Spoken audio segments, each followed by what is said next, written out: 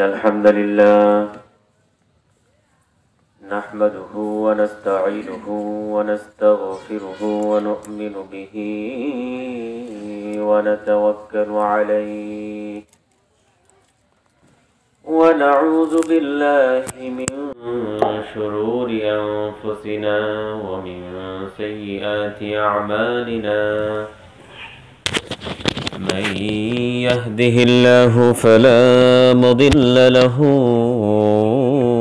ومن يضلل فلا هادي له أي فلن تجد له وليا مرشدا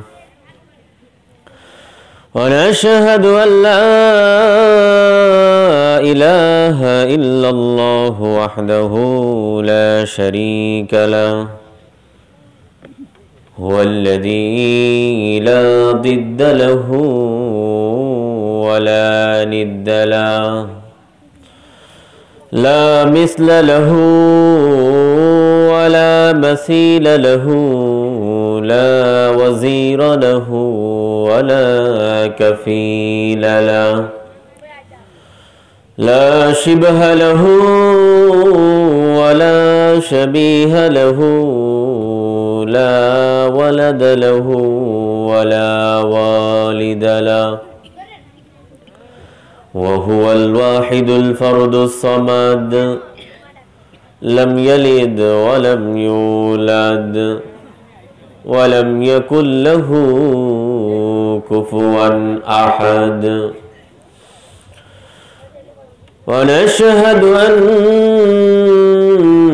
سيدنا ونبينا وحبيبنا وبشيرنا ونذيرنا وطبيبنا وطبيب أرواحنا وحبيبنا وحبيب ربنا محمدا عبد الله ورسوله أرسله بالحق بشيرا ونذيرا وداعيا إلى الله بإذنه وسراجا منيرا أما بعد فقد قال الله تعالى في كلامه المجيد وفي فرقانه الحميد أعوذ بالله من الشيطان الرجيم بسم الله الرحمن الرحيم بل تؤثرون الحياة الدنيا والآخرة خير وأبقى وقال تعالى في شان حبيبه محمد صلى الله عليه وسلم إن الله وملائكته يصلون على النبي يا أيها الذين آمنوا صلوا عليه وسلموا تسليما اللهم صل على سيدنا مولانا محمد اللهم صل على سيدنا مولانا محمد وعلى آل سيدنا مولانا محمد আপনারা রাগ করছেন দুরূদ পড়ার সময় আপনাদের মন বেজার বেজার লাগে। দরুদ পড়লে কি গুনাহ হয় না সওয়াব? কি পরিমাণ সওয়াব? একবার দরুদ যদি কেউ পাঠ করে। আবু হুরায়রার বর্ণনা, বিশ্বনবী সাল্লাল্লাহু আলাইহি ওয়াসাল্লাম বলেন, যদি কোনো বান্দা একবার আমার উপরে দরুদ পাঠ করে, আল্লাহ রাব্বুল আলামিন তার উপরে 10টি রহমত নাজিল করেন। সুবহানাল্লাহ। শুধু তাই নয়, আল্লাহ রাব্বুল আলামিন ওই ব্যক্তির 10টি গুনাহকে ক্ষমা করে দেন। সুবহানাল্লাহ। সম্মানিত ভাইরা, সুতরাং দরুদ পড়তে কষ্ট লাগার কথা মোহাব্বতের সাথে পড়ি। আল্লাহুম্মা সাল্লি আলা সাইয়্যিদিনা মাওলানা মুহাম্মাদ ওয়া আলা আলি সাইয়্যিদিনা মাওলানা মুহাম্মাদ। আল্লাহুম্মা সাল্লি আলা সাইয়্যিদিনা মাওলানা মুহাম্মাদ ওয়া আলা আলি সাইয়্যিদিনা মাওলানা মুহাম্মাদ। বালাগাল উলা বিকামালিহি কাশাফাদ দুজা বিজামালিহি حسنت جميع خصاله صلوا عليه وآله। আমরা সবাই একটু জিকির করি, লা ইলাহা ইল্লাল্লাহ, লা ইলাহা ইল্লাল্লাহ, জোরে লা ইলাহা ইল্লাল্লাহ, লা ইলাহা ইল্লাল্লাহ, জোরে লা ইলাহা ইল্লাল্লাহ। আসমানের মালিক যেই আল্লাহ, জমিনের মালিক সেই আল্লাহ, বলো লা ইলাহা ইল্লাল্লাহ, লা ইলাহা ইল্লাল্লাহ, জোরে লা ইলাহা ইল্লাল্লাহ, বলো লা ইলাহা ইল্লাল্লাহ।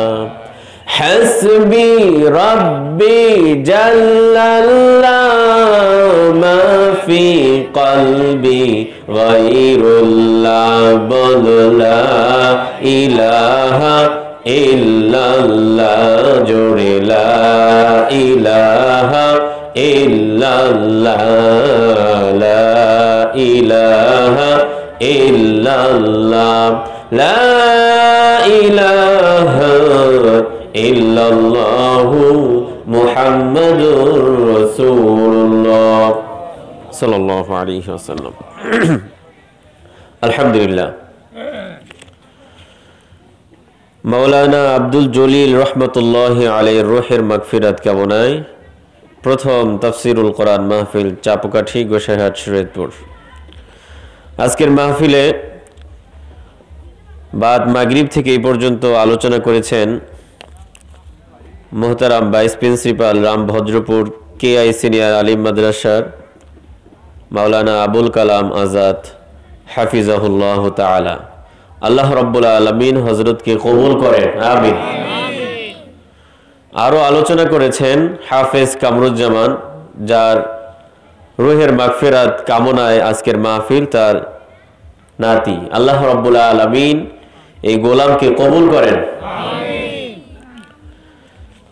প্রথম তাফসিরুল কোরআন মাহফিল, আজকের মাহফিলে সভাপতি আসলাম সরকার, ইউপি সদস্য গোসাইরহাট। আল্লাহ রাব্বুল আলামিন তার এই গোলামকে কবুল করেন, আমিন। সম্মানিত ভাইরা, আমরা প্রথমেই মহান রব্বুল আলামিনের দরবারে কৃতজ্ঞতা জানাই, শুকরিয়া জানাই,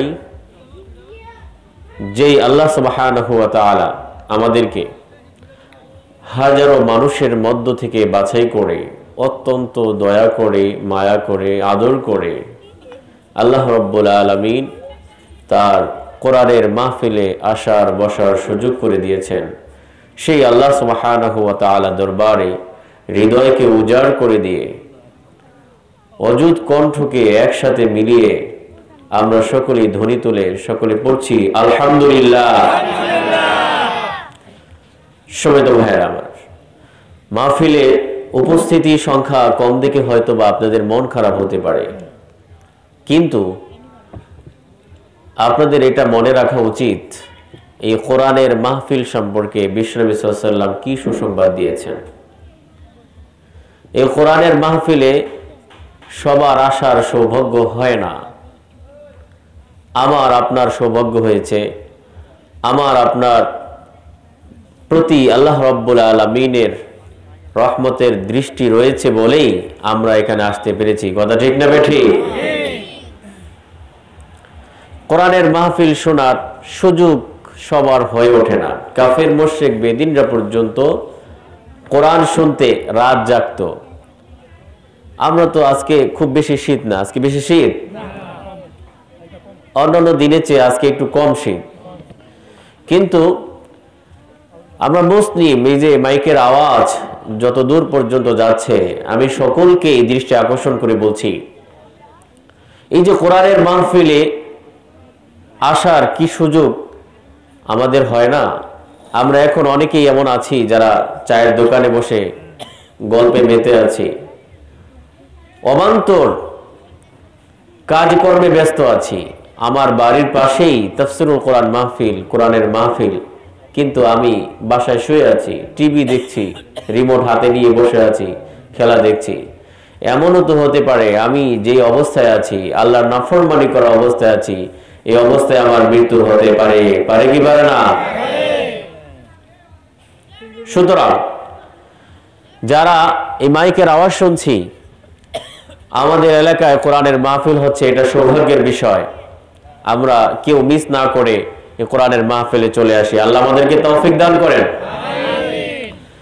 বিশ্বনবী হাদিসে ফরমান, মাজতামাআ কওমুন ফি বাইতিন মিন বুয়ুতিল্লাহি ইয়াতলুনা কিতাবাল্লাহি ওয়া ইয়াতাদারাসুনাহু বাইনাহুম ইল্লা নাযালাত আলাইহিমুস সাকিনাহ ওয়া গাশিয়াতুহুমুর রাহমা ওয়া হাফফাতুহুমুল মালায়েকা ওয়া যাকারাহুমুল্লাহু ফী মান ইনদা। আল্লাহু আকবার। বিশ্বনবী আমাদেরকে জানান,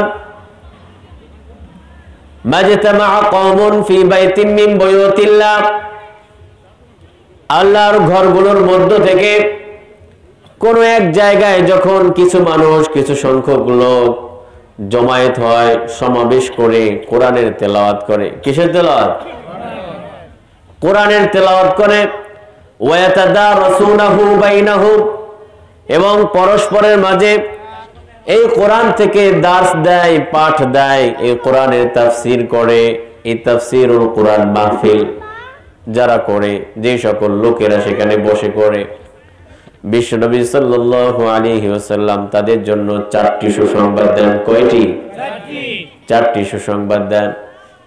নাম্বার 1, ইল্লা নাযালাত আলাইহিমুস সাকিনাহ, যারা কোরআনের মাহফিলে আসে, বসে, নিশ্চুপ থেকে মনোযোগের সাথে কোরআনের আলোচনা শুনে, আল্লাহ রাব্বুল আলামিন এই কোরআনের মাহফিলে বসা লোকগুলোর উপরে সাকিনা, প্রশান্তি নাজিল করতে থাকে।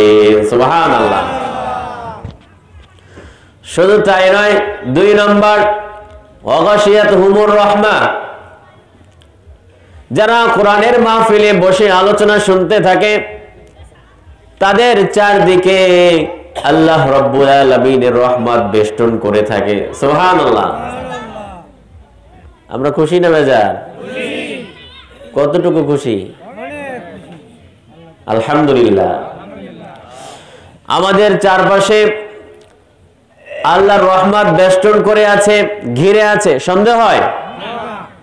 বিশ্বনবীর কথা সন্দেহ করার কোনো সুযোগ নাই।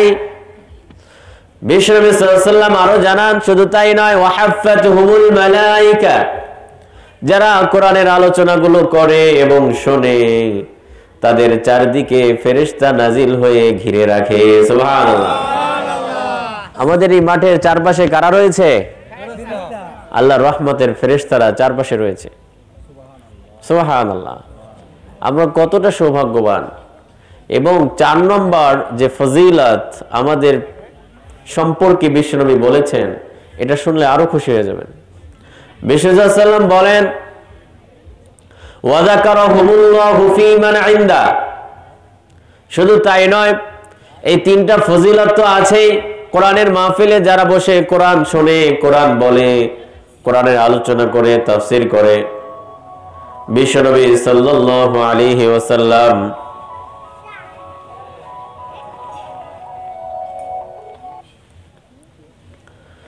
তিনি জানান, ওয়া যাকারাহুমুল্লাহু ফী মান ইনদা, যে আল্লাহ রাব্বুল আলামিনের কাছে থাকা ফেরেশতাদের সাথে এই সকল ব্যক্তিদের সম্পর্কে আল্লাহ রাব্বুল আলামিন আলোচনা করতে থাকেন। সুবহানাল্লাহ। আমাদের আলোচনা আল্লাহ রাব্বুল আলামিনের আরশে আজিম বসে করছেন। আল্লাহু আকবার। এর চেয়ে সৌভাগ্যের বিষয় আর হতে পারে? আমাদের সম্পর্কে এখন আলোচনা চলছে কোথায়? আরশে মহল্লায়। সম্মানিত ভাইয়েরা আমার, সুতরাং ভালো কাজে লোক সংখ্যা, লোকবল কম থাকবে। মন্দ কাজের ডাক আসলে সেখানে লোকের অভাব হয় না। আজ যদি কোনো গানের আয়োজন হতো, লোকের অভাব হতো? যুবক ভাইয়েরা জায়গা পাবে না ভেবে সেই অনুষ্ঠানের অনেক আগে গিয়ে সামনে জায়গা দখল করতো। কথা ঠিক না ঠিক? কিন্তু আজকে এই কোরআনের মাহফিলে আমরা আসছি না। আমাদেরকে শয়তান বাধা দিচ্ছে যে কোরআন যদি শুনতে যাও, কোরআন শুনলে তো মানুষের হেদায়েত হয়ে যায়, সুতরাং ওখানে গেলে আমার শয়তানি চলবে না। এই কারণেই আমাদের মনের ভেতরে ওয়াসওয়াসা দিচ্ছে শয়তান যে কোরআনের মাহফিলে যাওয়া যাবে না। কোরআন মাহফিলে গেলে সেখানে হেদায়েতের আলোচনা হয়, কোরআনের বাণী কানে পৌঁছে গেলে ঈমান বৃদ্ধি পায়, সুতরাং কোরআনের মাহফিলে যাওয়া যাবে না। আমরা শয়তানের কথা শুনছি। সম্মানিত ভাইরা আমার, সুতরাং আপনারা যারা এই মাহফিলে এসেছেন, নিজেদেরকে গর্বিত মনে করুন যে আমি কোরআনের মাহফিলে এসেছি। বিশ্বনবী সাল্লাল্লাহু আলাইহি ওয়াসাল্লামের হাদিসের ভাষায় আমাদের উপরে আল্লাহর পক্ষ থেকে সাকিনা নাজিল হচ্ছে। আল্লাহ রাব্বুল আলামিনের রহমত আমাদের চারদিকে ঘিরে রয়েছে। আল্লাহর রহমতের ফেরেশতাগুলো আমাদের চারদিকে পরিবেষ্টন করে আছে। এমন কি আল্লাহ রাব্বুল আলামিন তার কাছে থাকা ফেরেশতাদের সাথে আমাদেরকে নিয়ে আলোচনা করছেন। আল্লাহু আকবার। সম্মানিত ভাইরা আমার, আমরা মুসলিমরা কোরআন না শুনলে কি হবে? কাফের মুশরিকরা পর্যন্ত কোরআন শুনতে রাত জাগতো। সন্দেহ হয়? বিশ্বনবী সাল্লাল্লাহু আলাইহি ওয়াসাল্লাম রাতের গভীরে যখন কোরআন পাঠ করতেন, সুমধুর কণ্ঠে যখন কোরআন তেলাওয়াত করতেন, মক্কার কাফের মুশরিকরা বিশ্বনবী সাল্লাল্লাহু আলাইহি ওয়াসাল্লামের ঘরের চারপাশে এসে কোরআন শুনতে থাকতো। সুবহানাল্লাহ। দিনের বেলায় গরম গরম বক্তৃতা দিত, মুহাম্মাদের ধারে কাছেও কেউ যাবে না, তার কোরআন শুনবে না, তার আলোচনা শুনবে না, বরং যেখানে মুহাম্মদ কোরআনের কথা বলবে, আলোচনা করবে, সেখানে হট্টগোল পালিয়ে দিবে, সেখানে গ্যাঞ্জাম সৃষ্টি করবে। আল্লাহ রাব্বুল আলামিন তাদের এই চরিত্রের কথা কোরআনে বর্ণনা করেছেন।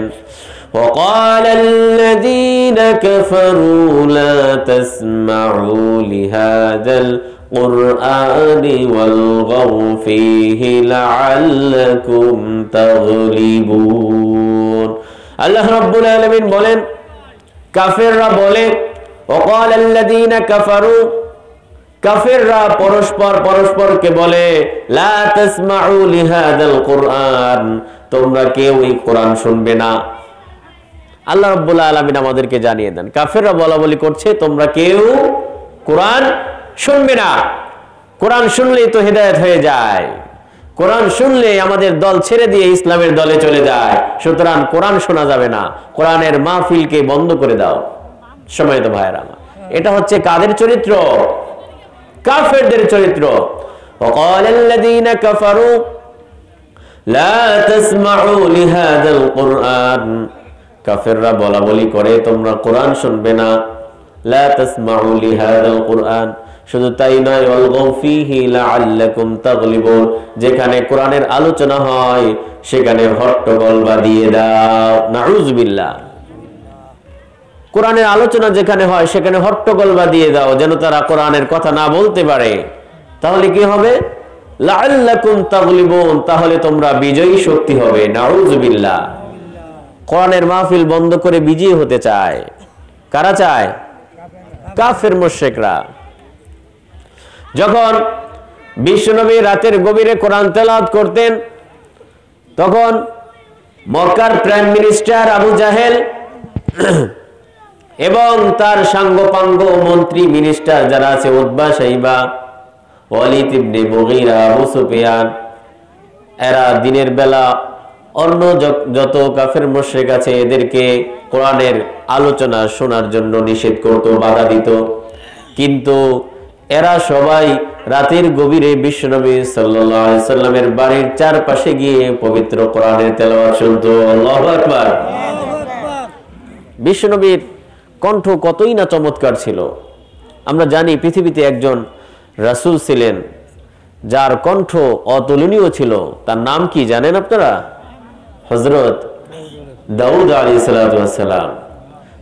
তার উপরে আল্লাহ রাব্বুল আলামিন আমাদের নবীজির উপরে 114টি সূরা নাজিল করেছেন। আর বিশ্বনবী হযরত দাউদ আলাইহিস সালাতু ওয়াস সালামের উপরে আল্লাহ রাব্বুল আলামিন 150টি ছড়া নাজিল করেছেন। বিশ্বনবীর উপরে 114টি সূরা আর দাউদ আলাইহিস সালাতু ওয়াস সালামের উপরে 150টি ছড়া। ছড়া বোঝেন আপনারা? শ্লোক, কবিতা, ছন্দে ছন্দে 150টি ছড়া আল্লাহ রাব্বুল আলামিন দাউদ আলাইহিস সালাতু ওয়াস সালামের উপর নাজিল করেন। আর দাউদ আলাইহিস সালাতু ওয়াস সালাম সাগরের উপকূলে বসে, তীরে বসে তিনি এই তার উপরে নাজিলকৃত জাবুর থেকে তেলাওয়াত করতেন। যখন তিনি তেলাওয়াত করতেন সাগরের মাছগুলো কিনারায় চলে আসতো। সুবহানাল্লাহ। আকাশে উড়তে থাকা পাখিগুলো নিচে চলে আসতো। জঙ্গলে থাকা পশু পাখিগুলো দাউদ আলাইহিস সালাতু ওয়াস সালামের কণ্ঠে জাবুর শোনার জন্য জঙ্গল ছেড়ে দিয়ে দাউদ আলাইহিস সালাতু ওয়াস সালামের চারপাশে ঘিরে বসে থাকতো। সুবহানাল্লাহ। আপনারা কি রাগ করছেন? সুবহানাল্লাহ বাড়িতে যেয়ে বলবেন নাকি? সকলে চিৎকার করে বলি সুবহানাল্লাহ। বিশ্বনবী সাল্লাল্লাহু আলাইহি সাল্লামের কণ্ঠ পৃথিবীর কোন ব্যক্তির কণ্ঠের সাথে তুলনা করা চলে না। বিশ্বনবী সাল্লাল্লাহু আলাইহি সাল্লামের কণ্ঠের সাথে কারো কণ্ঠ তুলনা হয় না। দাউদ আলাইহিস সালাতু ওয়াস সালামের কণ্ঠে জাবুর শোনার জন্য মাছগুলো যদি কিনারায় চলে আসতে পারে, আকাশে উড়তে থাকা পাখিগুলো যদি নিচে নেমে আসতে পারে, জঙ্গলে থাকা পশু পাখিগুলো যদি দাউদ আলাইহিস সালাতু ওয়াস সালামের কণ্ঠে জাবুর শোনার জন্য জঙ্গল ছেড়ে দিয়ে তার কাছে ঘেঁষতে পারে। বিশ্বনবীর কণ্ঠ না জানি কত চমৎকার। দিনের বেলা যারা বিশ্বনবীর বিরোধিতা করত, এরাই রাতের অন্ধকারে কনকনে শীতের মধ্যে মশার কামড় খেয়েও বিশ্বনবীর কোরআন শোনার জন্য তার ঘরের চারপাশে বসে যেত। সুবহানাল্লাহ। কিন্তু আমরা মুসলিমরা কোরআন শোনার জন্য আসি না। আমরা কতটা হতভাগা, কতটা দুর্ভাগা। ভাইরা আমার, শুধু তাই নয়, আবু জাহেল, উতবা, শাইবা, ওয়ালিদ ইবনে মুগীরা, আবু সুফিয়ান এরা যখন রাতের আধারে কোরআন শুনতো, বিশ্বনবী সাল্লাল্লাহু কোরআন পাঠ যখন শেষ করতেন তখন তারা সবাই দৌড়ে ছুটে পালাতো। যখনই ফেরত আসতে চাইতো, বিশ্বনবী সাল্লাল্লাহু বাড়িতে যাওয়ার রাস্তা ছিল একটা, কয়টা? তারা চারপাশে বসছে রাত্রে গিয়ে, কেউ কাউকে দেখেনি ঠিক, কিন্তু যখন ফেরত আসতেছিল তখন এক রাস্তায় সবাই এসে ঢিসুম ঢিসুম লাগলো, একে অপরের সাথে ঠোকাঠুকি লাগলো। তখন বলা বলি করলো একে অপরকে, তুমি এখানে কি করছো? নেতা তুমি এখানে কি করছো? আবু জাহেল বলছে উতবা, শাইবা, ওয়ালিদ ইবনে মুগীরাকে যে তোমরা রাতের বেলা মুহাম্মাদের বাড়ির পাশে কি করছো? এখন সবাই জিজ্ঞেস করছে, নেতা আপনি তো দিনের বেলা গরম গরম বক্তৃতা দেন, কোরআন শোনা যাবে না, তার কাছে আসা যাবে না, আপনি এখানে কি করছেন? আল্লাহু আকবার। ভাইয়েরা আমার, এইভাবে যখন চলতে লাগলো, আবু জাহেল সবাইকে বলল যে আগামীকাল সকালে দারুন নাদওয়া এই বিষয়ে সিদ্ধান্ত নেওয়া হবে। দারুন নাদওয়া ছিল তাদের সংসদ ভবন, সেখানে বসে তারা সলা পরামর্শ করে যারা নেতা ছিল এরা সিদ্ধান্ত নিত এবং সেই সিদ্ধান্তেই মক্কা নগরী পরিচালিত হতো। যখন হজের মৌসুম চলে আসে তখন আবু জাহেল মক্কার প্রাইম মিনিস্টার, প্রধানমন্ত্রী আইন জারি করলো, মক্কায় দূর থেকে আগত যারা হাজি আছে এরা যদি মুহাম্মাদের কাছে গিয়ে কোরআন শোনে তাহলে তো মুহাম্মাদের দাওয়াত আমাদের মক্কা নগরী পেরিয়ে দেশ থেকে দেশান্তরে ছড়িয়ে পড়বে, সুতরাং মুহাম্মাদের কাছে যেন কেউ না যায় এই বিষয়ে একটা আইন জারি করলো। সে নির্দেশনা দিল মক্কায় ঢোকার যতগুলো পথ আছে প্রতিটি পথে একজন করে ব্যক্তি সেখানে উপস্থিত থেকে মক্কায় আগত ব্যক্তিদেরকে শোনাবে যে মক্কায় একজন পাগলের আমদানি হয়েছে, যার কাছে গেলে যার কথাবার্তা শুনলে সেও পাগল হয়ে যায়, আত্মীয়তার সম্পর্ক ছিন্ন হয়ে যায়, ছেলে মা বাবার সাথে সম্পর্ক ছিন্ন হয়ে যায়, তার কাছে কেউ যাবা না। অলিতে গলিতে লোকফিট করে দিল। যখন লোকজন আসছিল তাদের কাছে ওই নির্দেশনা শোনানো হলো, তখন তারা ভাবতে লাগলো এটা কোন ধরনের পাগল যার ঘোষণা আগে থেকেই দেওয়া হয়। সুতরাং আমরা আজকে এসেছি, আমরা হজ করি আর না করি আগে আমাদের ওই পাগলকে দেখতে হবে। সুবহানাল্লাহ। হজ করি আর না করি আগে আমাদেরকে ওই পাগল দেখতে হবে যার ঘোষণা আগে থেকে আমাদেরকে শোনানো হচ্ছে। সবাই দূর থেকে দেখছে যে বিশ্বনবী সাল্লাল্লাহু আলাইহি ওয়াসাল্লাম তিনি কোরআন থেকে তেলাওয়াত করছেন, লোকজনকে কালেমার দিকে দাওয়াত দিচ্ছেন। যখন তারা দূর থেকে বিশ্বনবী সাল্লাল্লাহু আলাইহি ওয়াসাল্লামের চেহারা মোবারক দেখলো, বিশ্বনবী সাল্লাল্লাহু আলাইহি ওয়াসাল্লাম কতই না সুন্দর ছিলেন, পৃথিবীর ভেতরে শ্রেষ্ঠ মানুষ, শ্রেষ্ঠ মহামানব, রাসূলদের ভেতরে শ্রেষ্ঠ রাসূল, নবীদের ভেতরে শ্রেষ্ঠ নবী, সেই নবীজি সাল্লাল্লাহু আলাইহি ওয়াসাল্লামকে আল্লাহ রাব্বুল আলামিন কতই না সুন্দর করে, কতই না চমৎকার করে সৃষ্টি করেছেন, যার চেহারা মোবারকের দিকে চেয়ে অনেক কাফের মুশরিক ইসলাম কবুল করেছে। সুবহানাল্লাহ।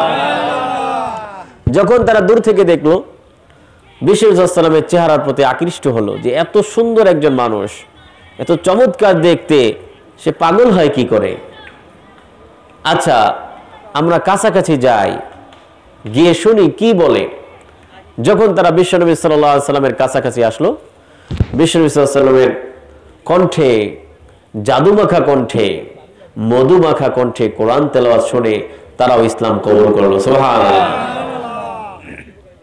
সময় তো ভাইয়ের আমার, আবু জাহেল যে আইন জারি করেছিল কোরআন শোনা যাবে না, কোরআন থেকে লোকদেরকে বিরত রাখার জন্য যে অপপ্রচার চালিয়েছিল, সেই অপপ্রচার কেমন যেন ইসলামের প্রচার হিসেবে পরিগণিত হয়েছে। আল্লাহু আকবার। আজও যদি ইসলামের বিরুদ্ধে অপপ্রচার কেউ চালায়, আমরা মনে করব যে এটা ইসলামের পক্ষেরই একটা প্রচার হয়ে যেতে পারে, কেননা ইসলামকে দমন করে রাখার কোনো সুযোগ নাই। ইসলাম হচ্ছে চারা গাছের মতো, বীজ। বীজ যদি আপনি মাটির নিচে গেঁথে রাখেন তাহলে ওই বীজ থেকে একটি চারা গাছের জন্ম নেবে। কথা ঠিক না বেঠে? সুতরাং ইসলাম হচ্ছে বীজের মতো, তাকে যতই নিচে গেড়ে দেওয়ার প্ল্যান, পরিকল্পনা, ষড়যন্ত্র হোক না কেন, এটা বিচ্ছুরিত হবে, আলো ছড়াবে ইনশাআল্লাহ।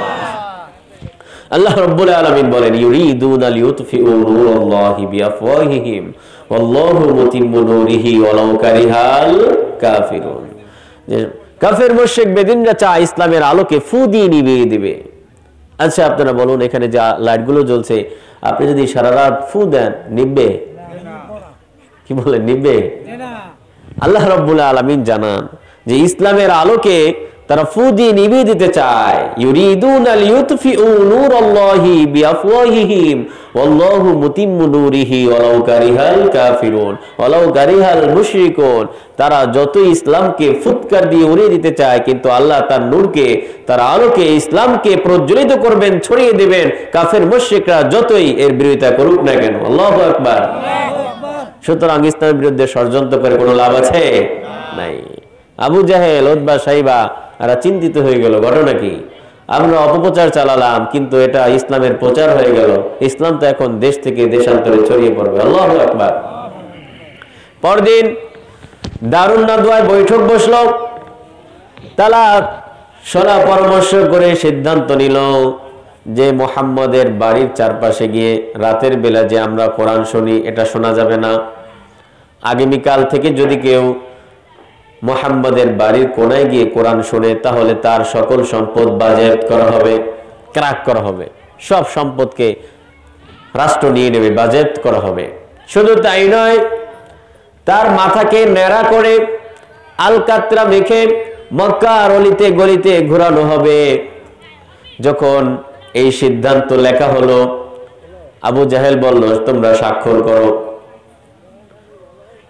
এখন সামনে বসা মন্ত্রীরা তারা বলল, নেতা আগে আপনি স্বাক্ষর করেন। আবু জাহেল বেকায়দায় পড়ে গেল, স্বাক্ষর করলো। আগামীকাল থেকে কোরআন শুনতে যাওয়া যাবে না, যদি যায় সব সম্পদ বাজেয়াপ্ত করা হবে এবং মাথা ন্যাড়া করে মক্কার অলিতে গলিতে ঘোরানো হবে। সম্মানিত ভাইয়েরা আমার, সিদ্ধান্ত পাকা, কাবার দেয়ালে লাগিয়ে দেয়া হলো, কেউ যাবে না। সবাই রাতে ঘুমিয়ে আছে। প্রতিদিন কোরআন না শুনলে ঘুম হয় না, আজকে কোরআন না শুনে ঘুমাবে কি করে? আবু জাহেল এপাশ ওপাশ করছে। কিছুক্ষণ ডান কাত হয়ে ঘুমায়, ঘুম আসে না। কিছুক্ষণ বাম কাত হয়ে ঘুমায়, ঘুম আসে না। কোরআন না শুনলে ঘুম আসে না। তাদের চোখ থেকে ঘুম কে কেড়ে নিয়েছেন? আল্লাহ। আবু জাহেল চিন্তা করছে, আজকে যে আইন জারি করেছি কেউ যাবে না, সম্পদ বাজেয়াপ্ত করা হবে, মাথা ন্যাড়া করে আলকাতরা মেখে মক্কার অলিতে গলিতে ঘোরানো হবে। যে আইন করছি, সুতরাং এই আইন ভঙ্গ করার সাহস দুঃসাহস কেউ দেখাবে না, কেউ যাবে না, আমি একটু যাই। কে চিন্তা করছে? আবু জাহেল, আমি একটু যাই, কেউ যাবে না, একদম সে ক্লিয়ার। মজার ব্যাপার হলো, অন্যদিকে উতবা, সাইবা, রাবিয়া, ওয়ালিদ ইবনে মুগীরা, আবু সুফিয়ান, সবার মাথায় একই চিন্তা যে আজকে যে আইন জারি হলো কেউই যাবে না, আমি একটু যে কোরআন শুনে এসে তারপরে ঘুমাই, আমার তো ঘুম আসছে না। সব চোরগুলা চলে আসলো বিশ্বনবী সাল্লাল্লাহু আলাইহি ওয়াসাল্লামের বাড়ির চার কোনায়। সবাই বসে কোরআন শুনছে। যখন বিশ্বনবী সাল্লাল্লাহু আলাইহি ওয়াসাল্লাম কোরআন তেলাওয়াত শেষ করলেন, কোরআন তেলাওয়াত শেষ হওয়ার পরে সবাই দৌড়ে ছুটে পালাতে লাগলো। কিন্তু রাস্তা কয়টা? ফেরত যাবার রাস্তা হচ্ছে একটা, সবগুলা সেখানে ধরা। যখন একে অপর সেখানে দেখা হয়ে গেল, সবার মাথা নিচে। আবু জাহেল প্রাইম মিনিস্টার, তার মাথা নিচে। উতবা, সাইবা, রাবিয়া, ওয়ালিদ ইবনে মুগীরা, আবু সুফিয়ান, মন্ত্রী মিনিস্টার যারা আছে সবার মাথা কোথায়? নিচে। কি আইন জারি হয়েছে সবাই জানে না? সবাই স্বাক্ষর করছে না? সবার মাথা নিচে। কিছুক্ষণ নিচে তাকিয়ে আছে, কেউ কোনো কথা বলছে না। সব শেষে আবু জাহেল বলে, থাক, যা হওয়ার হয়েছে, যা হওয়ার হয়েছে, এখন বাড়ি ফিরে যাই। আগামীকাল আমরা সব চোরগুলা এক বিছানায় ঘুমাবো, যেন কেউই না যাইতে পারে। সময় তো ভাইয়ের আমার, আমি এই ঘটনা যে জন্য শুনিয়েছি যে কাফের মুশরিকরা পর্যন্ত কোরআন শোনার জন্য রাত জেগে বিশ্বনবী সাল্লাল্লাহু আলাইহি ওয়াসাল্লামের ঘরের চারপাশে এসে বসে থাকতো। আল্লাহু আকবার। আর আমরা কেমন মুমিন, আমাদের বাড়ির পাশে মাহফিল হচ্ছে। এই গ্রামে কি এই কজন মানুষই আছেন? আমাদের বাড়ির পাশে তাফসীরুল কোরআন মাহফিল হচ্ছে, আপনাদের সৌভাগ্য।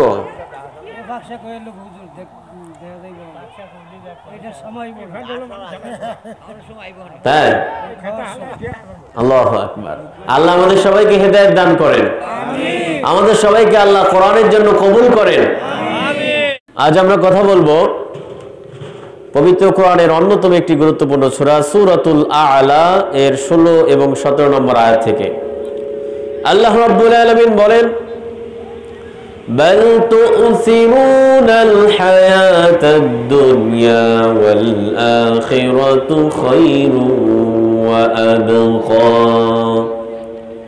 আল্লাহ তাআলা বলেন তোমরা এই দুনিয়ার জীবনকে প্রাধান্য দিচ্ছ এই দুনিয়ার জীবনকে তোমরা এই দুনিয়ার জীবনের জন্য মাথার ঘাম পায়ে ফেলে সকাল থেকে সন্ধ্যা পর্যন্ত পরিশ্রম করছো এবং মনে করছো এই দুনিয়ার জীবনই সব বাল তুসিরুনাল হায়াতাদ দুনিয়া দুনিয়ার জীবনকে তোমরা পরিপূর্ণ মনে করছো দুনিয়ার জীবনকে তোমরা প্রাধান্য দিচ্ছ মূলত তোমাদেরকে আব্দুল্লাহ বানানোর জন্য পৃথিবীতে পাঠানো হয়েছে তোমরা হবে আল্লাহর গোলাম তা না হয়ে তোমরা আব্দুদ দুনিয়া হয়েছো দুনিয়ার গোলাম হয়ে গিয়েছো দুনিয়ার অর্থ সম্পদ লোভ লালসার পেছনে পড়ে আল্লাহকে ভুলে গিয়ে দুনিয়াকে প্রাধান্য দিয়েছো আখিরাতকে তোমরা ভুলে গেছো অথচ আল আখিরাতু খায়রু ওয়া আবকা অথচ আখিরাত হচ্ছে কল্যাণকর উত্তম এবং চিরস্থায়ী সুবহানাল্লাহ দুনিয়া ক্ষণস্থায়ী আর আখিরাত হচ্ছে চিরস্থায়ী কিন্তু আমরা দুনিয়াকে প্রাধান্য দিচ্ছি কার কথা আল্লাহর কথা সুতরাং আজকে আমাদের আলোচনার বিষয়বস্তু হচ্ছে মৃত্যু অনিবার্য এক বাস্তবতা আলোচনার বিষয় কি মৃত্যু অনিবার্য এক বাস্তবতা ইনশাআল্লাহ এই বিষয়ে আমি আজকে যতদূর সম্ভব আলোচনা করার প্রয়াস চালাবো আমা তৌফিকি ইল্লা বিল্লাহ এই পৃথিবীতে আমরা অল্প সময়ের জন্য এসেছি ক্ষণিকের জন্য এসেছি কিছু সময়ের জন্য এসেছি এখানে চিরদিন থাকা যাবে না থাকার জায়গা না আমাদের পূর্বে বহু মানুষ বহু মিলিয়ন মিলিয়ন মানুষ পৃথিবীতে এসেছিল কেউ থাকতে পারেনি পেরেছে আমরাও পৃথিবীতে একদিন থাকতে পারবো না কেউই থাকতে পারেনি কেউ পারবেও না অল্প সময়ের জন্য এসেছি আল্লাহ রাব্বুল আলামিন আমাদের জীবন দিয়েছেন একদিন আমাদের মৃত্যুদান করবেন তিনি পবিত্র কোরআনে সূরাতুল মুলকের ভিতরে এই বিষয় বলেন আল্লাযী খালাকাল মাউতা ওয়াল হায়াতা লিয়াবলুয়াকুম আইয়ুকুম আহসানু আমালা আল্লাহ রাব্বুল আলামিন বলেন তিনি এমন এক সত্তা খালাকাল মাউত ওয়াল হায়াত তিনি মৃত্যু সৃষ্টি করেছেন এবং জীবন সৃষ্টি করেছেন লিয়াবলুয়াকুম তিনি তোমাদেরকে পরীক্ষা করে দেখবেন আইয়ুকুম আহসানু আমালা কার আমল সবচেয়ে বেশি সুন্দর সুবহানাল্লাহ আল্লাহ আমাদের জীবন দিয়েছেন একদিন আমাদেরকে মৃত্যু দেবেন এটার কারণ হচ্ছে আল্লাহ দেখতে চান আমাদের ভিতরে সবচেয়ে ভালো সবচেয়ে উৎকৃষ্ট সবচেয়ে সুন্দর আমল কার হয় এটা আল্লাহ দেখতে চান কিন্তু আমরা দুনিয়ার মোহে অন্ধ দুনিয়ার চাকচিক্যে লোভে আমরা আমাদের চিরস্থায়ী জীবনকে ভুলে গিয়েছি কথা ঠিক না বেঠে এজন্য আল্লাহ বললেন বাল তুসিরুনাল হায়াতাদ দুনিয়া ওয়াল আখিরাতু খায়রু ওয়া আবকা তোমরা দুনিয়ার জীবনকে প্রাধান্য দিচ্ছ অথচ আখিরাতের জীবন হচ্ছে চিরস্থায়ী এবং কল্যাণকর সুবহানাল্লাহ এছাড়াও আল্লাহ রাব্বুল আলামিন সূরা দুহা সেখানে বলেন ওয়ালাল আখিরাতু খায়রুল লাকা মিনাল উলা আখিরাতের জীবন এই দুনিয়ার জীবন থেকে খায়ের কল্যাণকর উত্তম কিন্তু আমরা এই দুনিয়ার জীবনকেই কল্যাণকর মনে করছি আখিরাতের জন্য যতটুকু সময় দেয়া প্রয়োজন তার সিকি ভাগও আমরা আখিরাতের জন্য খরচ করছি না কথা ঠিক না ঠিক আমাদের এই চিন্তা এই কাজকর্ম থেকে বেরিয়ে আসতে হবে আখিরাতের পুঁজি সঞ্চয় করতে হবে না হলে সেদিন আফসোসের কোনো সীমা থাকবে না সবাই তো ভাইরা আমার আল্লাহ রাব্বুল আলামিন দুনিয়ার দৃষ্টান্ত দিতে গিয়ে বলেন, এই দুনিয়া হচ্ছে পানির মতো। বিশ্বনবী সাল্লাল্লাহু আলাইহি ওয়াসাল্লামকে আল্লাহ রাব্বুল আলামিন বলেন, ওয়াদরিব লাহুম মাসালাল হায়াতিদ দুনিয়া, হে নবী আপনি লোকদেরকে দুনিয়ার জীবনের দৃষ্টান্ত দিয়ে দেন। দুনিয়ার জীবনটা কেমন, দুনিয়াটা কেমন, এটা আপনি লোকদেরকে জানিয়ে দেন একটি দৃষ্টান্তের মাধ্যমে। সেটা হচ্ছে কামাইন, পানির মতো। দুনিয়ার জীবনটা কিসের মতো? পানির মতো। কামাইন আনজালনাহু মিনাস সামাই, আল্লাহ তাআলা বলেন পানি হচ্ছে এমন একটা বস্তু, আনজালনাহু মিনাস সামাই, যে পানিকে আমি আকাশ থেকে নাজিল করি বৃষ্টির মাধ্যমে। এই পানিকে আল্লাহ রাব্বুল আলামিন জমিনে নাজিল করে জমিনকে সিঞ্চিত করেন। ওয়াদরিব লাহুম মাসালাল হায়াতিদ দুনিয়া কামাইন আনজালনাহু মিনাস সামাই ফাখতালাতা বিহি নাবাতুল আরদ। যখন আল্লাহ রাব্বুল আলামিন পানি আকাশ থেকে অবতীর্ণ করেন, ফাখতালাতা বিহি, এই পানি দ্বারা সিঞ্চিত হয়, এই পানি দ্বারা ভিজে যায় নাবাতুল আরদ, জমিনের উদ্ভিদগুলো। ফাখতালাতা বিহি নাবাতুল আরদি ফাসবাহা হাশিমান তাদরুহুর রিয়াহ, এরপরে এই উদ্ভিদগুলো খড়কুটায় পরিণত হয়, তাদরুহুর রিয়াহ, এবং বাতাসে সেগুলো উড়ে যায়। ওয়াকান আল্লাহু আলা কুল্লি শাইইন মুকতাদিরা, আর আল্লাহ রাব্বুল আলামিন তিনি সবকিছু করতে সক্ষম। সুবহানাল্লাহ।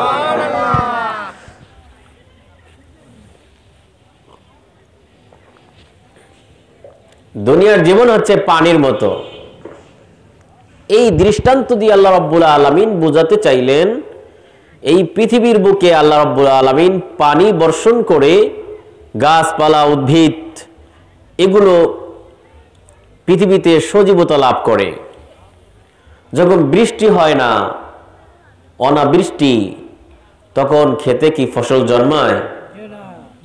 আমরা হয়তো কৃত্রিম পানি দিয়ে সেচ করে ফসল জন্মানোর চেষ্টা করি, কথা ঠিক না ঠিক? কিন্তু মূলত বৃষ্টির পানিতে যেভাবে ফসল জন্মায় এটা ওই কৃত্রিম পানিতে সম্ভব নয়। আল্লাহ রাব্বুল আলামিন বোঝাতে চাইলেন এই পৃথিবীর জীবনটা হচ্ছে এই পানির মতো। এই পানি জমিনে পড়ে উদ্ভিদ জন্মায়, এই উদ্ভিদ তরুতাজা হয়, মোটা তাজা হয়।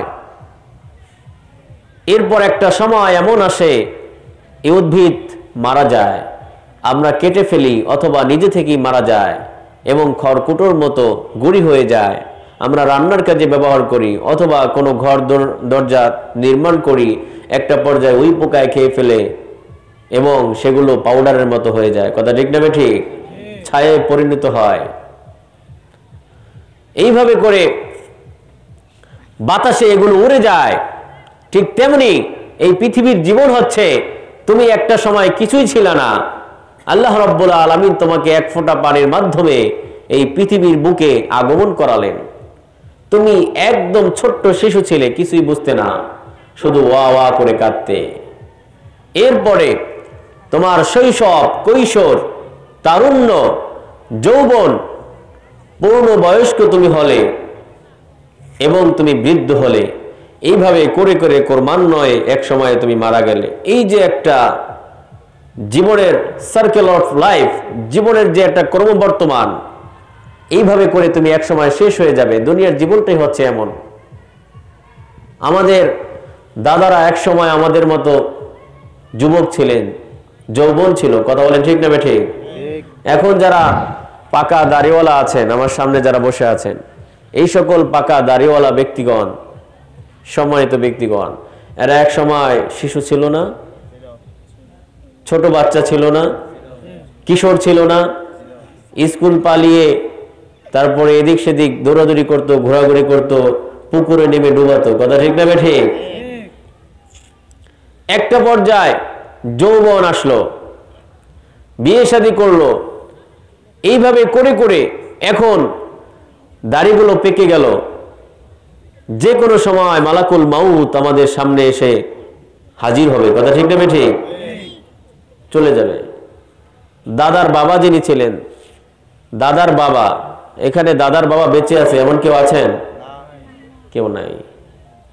বিষ্ণু সাল্লাল্লাহু আলাইহি ওয়াসাল্লাম বলেন, আমারু উম্মতি মা বাইনা 60 ইলা 70, আমার উম্মতের বয়স, গড় বয়স হবে 60 থেকে 70 বছর। কত? 60 থেকে 70 বছর। 70-এর উপরে আছেন কে কে? একটু হাত জাগান দি। 70-এর উপরে একজনও নাই। 60-এর উপরে আছেন কে কে? আল্লাহু আকবার। আল্লাহ রাব্বুল আলামিন এই মুরব্বির হায়াতে আরো বরকত দান করেন, আমিন।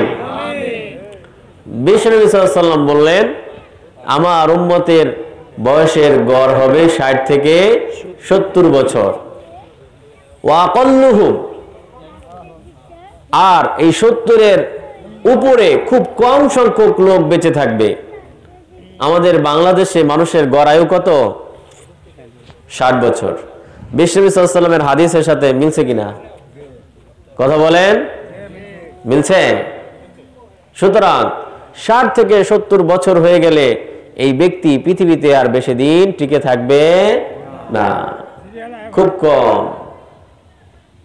আল্লাহ রাব্বুল আলামিন বলেন, আল্লাহুল্লাযী খালাকাকুম মিন দু'ফিন সুম্মা জাআলা মিন বা'দি দু'ফিন কুওয়াতান সুম্মা জাআলা মিন বা'দি কুওয়াতিন দু'ফান ওয়া শাইবা। আল্লাহ রাব্বুল আলামিন তোমাদেরকে দুর্বল করে সৃষ্টি করেছেন। কি করে? দুর্বল করে। একটা মুরগির বাচ্চা জন্ম নিয়ে দৌড়াতে পারে, কথা ঠিক না ঠিক? কিন্তু মানুষের বাচ্চা জন্ম নিয়ে দৌড়াতে পারে? দৌড়াবে তো দূরে থাক, হাগামোতা সব শুয়ে শুয়ে, বলতেও পারে না যে আমার 1 নম্বরে ধরেছে, 2 নম্বরে ধরেছে, কথা ঠিক না ঠিক? এইভাবেই চলছে প্রিয় ভাইয়ের আমার। আল্লাহ রাব্বুল আলামিন বলেন, মানুষকে আমি দুর্বল করে সৃষ্টি করেছি। তোমার এত অহংকার কিসের? সম্পদের বড়াই করছো, ক্ষমতার বড়াই করছো। তোমার চেয়েও বহু ক্ষমতাশালী ব্যক্তি পৃথিবীতে ছিল, আমি তাদেরকে মাটির সাথে ধুছিয়ে দিয়েছি, কথা ঠিক না ঠিক? নমরুদের চেয়েও শক্তিশালী ক্ষমতাধর পৃথিবীতে কেউ আছে নাকি? আল্লাহ রাব্বুল আলামিন একটা ল্যাংড়া মশার মাধ্যমে তাকে শায়েস্তা করছেন, কথা ঠিক না ঠিক? ফিরআউন কত বড় ক্ষমতার অধিকারী, নিজেকে বলছে আনা রব্বুকুমুল আ'লা, আমি হচ্ছি সবচেয়ে বড় রব। নাউজুবিল্লাহ। নিজেকে সবচেয়ে বড় খোদা দাবি করেছিল ফেরাউন। আছে? কি বলেন, আছে নাকি? আপনাদের সন্দেহ হয় নাকি? আল্লাহ রাব্বুল আলামিন তাকে মমি করে রেখেছেন মিশরের জাদুঘরে। এখনো গেলে দেখা যায় ফেরাউনকে আল্লাহ রাব্বুল আলামিন শিক্ষা লাভের জন্য মমি করে রেখে দিয়েছেন, তাকে যেন বিশ্ববাসী দেখে নেয় কত ক্ষমতার অধিকারী, তারপরেও এর পতন এসেছে। সুতরাং আজকে যারা লাফালাফি করছো, আজকে যারা ক্ষমতার বড়াই করছো, ক্ষমতার দাপট দেখিয়ে কোরআনের আলোচনা বন্ধ করছো, তোমরাও একদিন সময় আসবে, কথা ঠিক না ঠিক?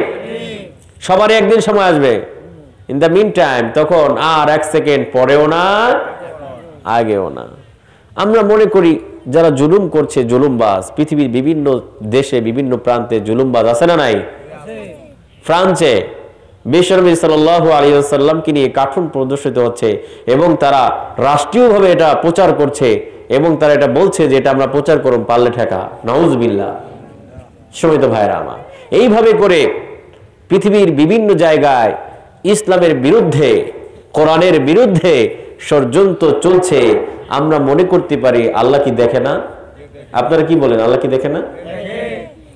অবশ্যই আল্লাহ রাব্বুল আলামিন দেখেন, তিনি ছাড় দেন, ছেড়ে দেন না। আমরা মনে করতে পারি যে আল্লাহ রাব্বুল আলামিন বোধহয় তিনি এখন মনে হয় ঘুমে টুমে আছেন, দেখেন না, কোনো কিছু খোঁজ খবর রাখেন না। এটা মনে করার কোনো সুযোগ আছে? আল্লাহ তাআলা বলেন, ولا تحسبن الله গাফিলান আম্মা ইয়া'মালুজ জালিমুন। তোমরা আল্লাহ রাব্বুল আলামিনকে গাফিল মনে করো না জালেমদের ব্যাপারে। কাদের ব্যাপারে? জালেমরা যা করছে আল্লাহ যে জানেন না এটা মনে করো না, আল্লাহ সব দেখতেছেন। ওয়ালা তাহসাবান্নাল্লাহ, তোমরা আল্লাহ সম্পর্কে ধারণা করো না গাফিলান আম্মা ইয়া'মালুজ জালিমুন, জালেমরা যে অপকর্মগুলো করছে এই সম্পর্কে আল্লাহ বেখবর, এটা মনে করো না। আল্লাহ সব দেখছে, কে কোন সময় কিভাবে ইসলামকে দমন করার জন্য ইসলামের বিরুদ্ধে ষড়যন্ত্র চক্রান্ত করছে আল্লাহ সবগুলো নোট রাখছেন। কথা ঠিক না ঠিক? সময় হলেই ধরা হবে।